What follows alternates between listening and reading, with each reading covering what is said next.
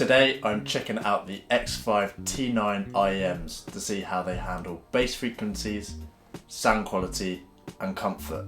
IEMs are a big deal for bass players who want to be able to hear clearly when recording, on stage or practicing. So let's dive in and check out these Xvive T9 in-ear monitors. Let's start with the unboxing. Inside, alongside the dual balanced armature drivers, you get a selection of different earpiece tips so that you can find the right fit for you. There are foam ones as well as the standard silicone. And Xvive recommend you use a different colour for left and right so you don't get these mixed up when you're out playing live.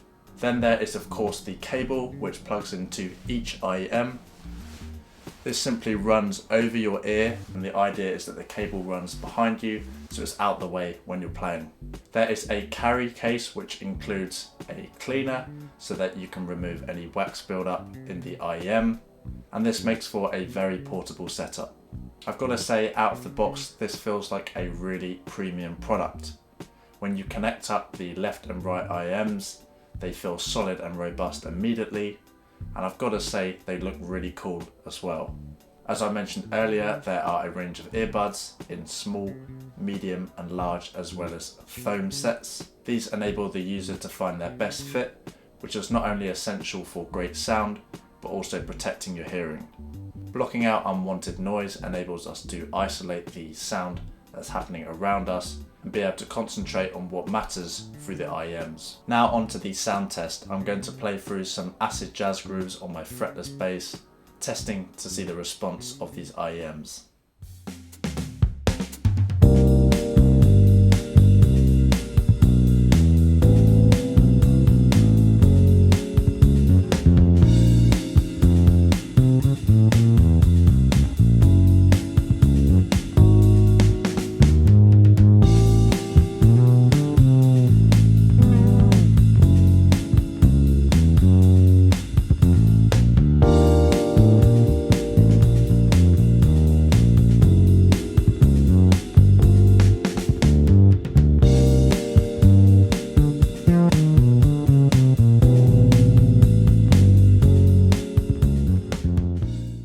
What stands out immediately is the punchy but controlled bass.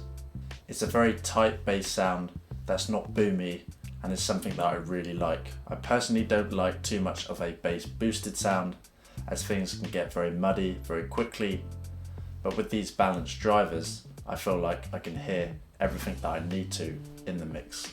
This makes them phenomenal to record with as I can hear absolutely everything that's going on in the track and focus on the things that I need to hear whilst blocking out any unwanted noise.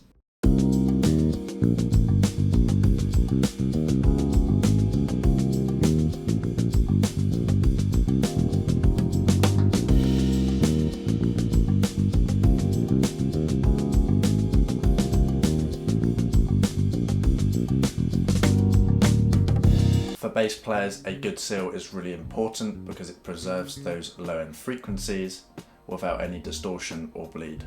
I will say that these IEMs are a fairly chunky unit and they do stick out a little bit from my ears, but I've not noticed this to be a problem, and because the buds fit so well, they do stay in place securely even when I'm moving around. The cable length is about 1 meter, which is perfect for when you're playing live. As I'm in the studio recording now through a DI box, I have had to use a cable extender just so that I'm able to sit a little bit away from my setup and record. Speaking of comfort, I've worn these for well over an hour and they are very comfortable, and after a while you completely forget that they're there.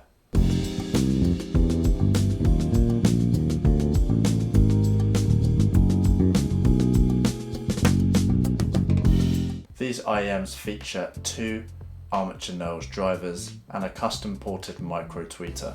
The headroom these components enable the user to have any EQ adjustment that they need. Super useful for the gig musician who needs to tune or tune out certain frequencies in a mix. I'll put up the full specifications from the Xvive website now for you to see.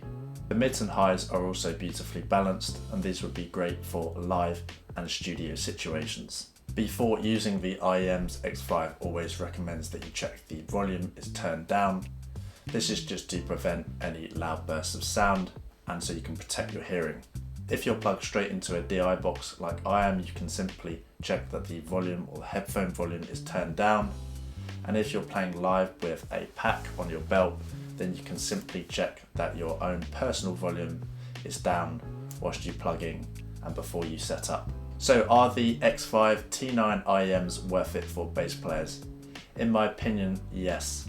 They have a very clear bass response, they are very robust, and also provide that long wear comfort.